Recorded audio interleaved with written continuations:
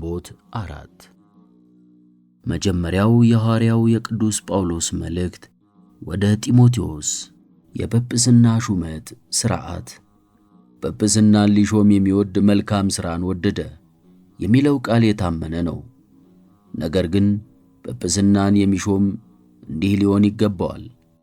የማይነቀፍ፣ አንዲት ሴት ያገባ፣ ትጉህ ሰው፣ ብልህ፣ እንደሚገባው የሚሠራ፣ እንግዳ ተቀባይ፣ ራሱን የጠበቀ፣ የሚያስተምርና የሚገስጽ፣ የማይሰክር፣ ለመማታት እጁን የማያፈጥን፣ ነገር ግን ትዕግሥተኛ፣ የማይጣላና ገንዘብ የማይወድ፣ የቤቱን አስተዳደር በመልካም የሚያስተዳድር፣ በፍጹም ንጽሕና የሚታዘዙ ልጆች አሉት።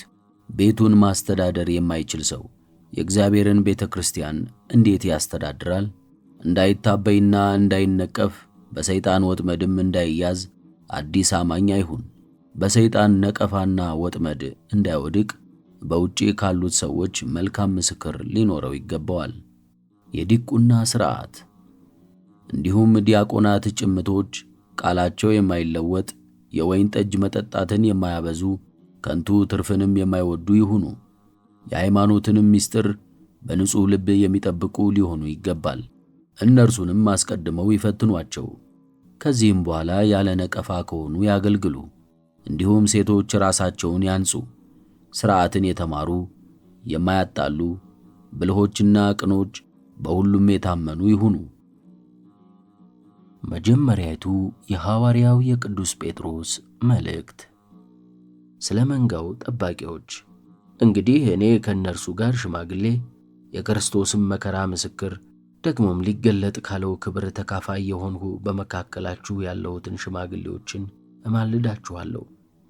በእናንተ ዘንድ ያሉትን የእግዚአብሔርን መንጋዎች ጠብቁ። ስትጠብቋቸውም እንደ እግዚአብሔር ፈቃድ በውድ እንጂ በግድ አይሁን፣ በበጎ ፈቃድ እንጂ መጥፎውን ረብ ከመመኘትም አይሁን። ለመንጋው ምሳሌ ሁኑ እንጂ ሕዝቡን በኃይል አትግዙ። የእረኞችም አለቃ በተገለጠ ጊዜ የማይጠፋውን የክብር አክሊል ትቀበላላችሁ። እንዲሁ እናንተ ጎልማሶች ሆይ ለሽማግሌዎች ተገዙ፣ ሁላችሁም ትሕትናን ልበሷት። እግዚአብሔር ትዕቢተኞችን ያዋርዳልና ራሳቸውን ዝቅ የሚያደርጉትን ግን ያከብራቸዋል። ራስን ዝቅ ስለማድረግ እንግዲህ በጎበኟችሁ ጊዜ ከፍ ከፍ ያደርጋችሁ ዘንድ ከጸናችሁ ከእግዚአብሔር ክንድ በታች ራሳችሁን አዋርዱ። እርሱ ስለ እናንተ ያስባልና የሚያስጨንቃችሁን ሁሉ በእርሱ ላይ ጣሉት። እንግዲህ አዋቂዎች ሁኑ፣ ትጉም። ጠላታችሁ ጋኔን የሚውጠውን ፈልጎ እንደሚያገሳ አንበሳ ይዞራልና እርሱንም በእምነት ጸንታችሁ ተቃወሙት። የሐዋርያት ሥራ። የደቀ መዛሙርትንም ልቦና አጽናኑ፣ በሃይማኖትም እንዲጸኑ በብዙ ድካምና መከራ ወደ እግዚአብሔር መንግሥት እንገባ ዘንድ ይገባናል እያሉ መከሯቸው። ለቤተ ክርስቲያንም ቀሳውስትን ሾሙ፣ ጾሙ፣ ጸለዩም። ለሚታመኑበት ለእግዚአብሔር አደራ ሰጧቸው። ከጲስድያም አልፈው በንፍልያ ደረሱ።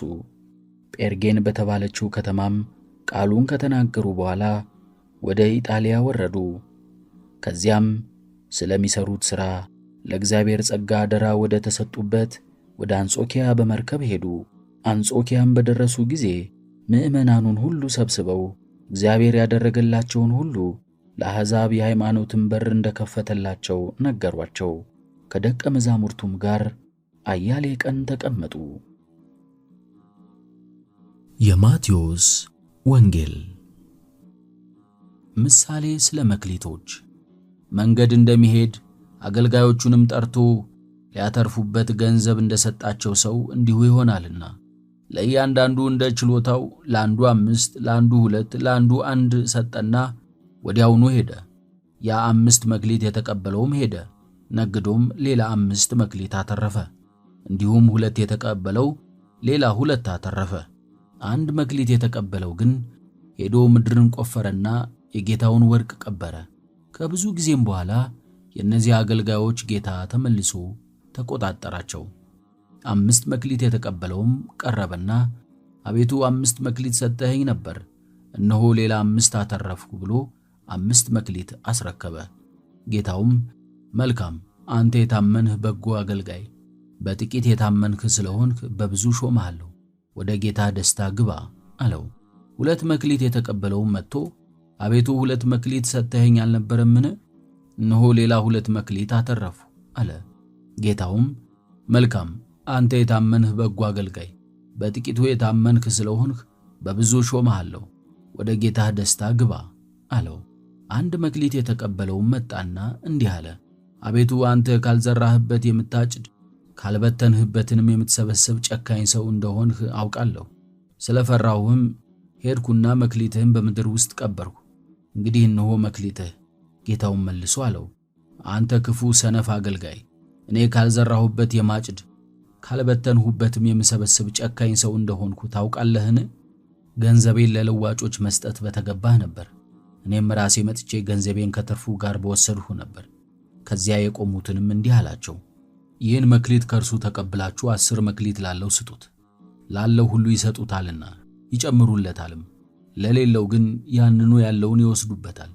ክፉን አገልጋይ ግን ለቅሶና ጥርስ ማፋጨት ወዳለበት በውጭ ወዳለ ጨለማ አወጡት። ስለ ክርስቶስ ሁለተኛ መምጣት የሰው ልጅ በጌትነት ቅዱሳን መላእክትን ሁሉ አስከትለው በሚመጣበት ጊዜ ያን ጊዜ በጌትነቱ ዙፋን ይቀመጣል። ስንክሳር ሊቀ ጳጳሳት አባ ዮሐንስ ዘእስክንድርያ። አንድ አምላክ በሚሆን በአብ በወልድ በመንፈስ ቅዱስ ስም ግንቦት 4 በዚች ቀን ለአባቶች ሊቃነ ጳጳሳት 29ኛ የሆነ የእስክንድርያ ሊቀ ጳጳሳት አባ ዮሐንስ አረፈ። እርሱም ከእስክንድርያ አገር ነው። ከታናሽነቱም በአስቄጥስ በአባ መቃርስ ገዳም መንኩሶ ኖረ። ከእርሱ አስቀድሞ የነበረ አባ አትናቴዎስም ባረፈ ጊዜ ኤጲስ ቆጶሳት ሕዝቡም ሁሉ መረጡት። ወስደውም በግድ ተሾም አሉት። እርሱ ግን አልፈለገም። የክርስቶስን መንጋ እንዳይተው ሌላ ተሹሞ በክርስቶስ መንጋዎች ላይ ጥፋት እንዳያመጣ ብዙ ልመናዎችን ለምነውት አዋቂዎች ኤጲስ ቆጶሳትና መምህራን ሁሉ አጽንተው ሲለምኑት ባየ ጊዜ ፈራ። ይህ በክብር ባለቤት በጌታችን ኢየሱስ ክርስቶስ ፈቃድ ይሁን ብሎ አሰበ። ከዚህም በኋላ ሊቀ ጵጵስና ሾሙትና በወንጌላዊ ማርቆስ ወንበር ላይ ተቀመጠ። ስለ መንጋዎቹም ጥበቃ አሰበ።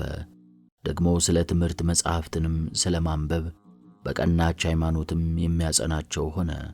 ምሁራን ካህናትንም ኤጲስቆጶሳትን አድርጎ ሾማቸው። በዚያም ወራትም ስሙ ዘይኑን የሚባል እግዚአብሔርን የሚፈራ ደግ ንጉሥ ነበረ።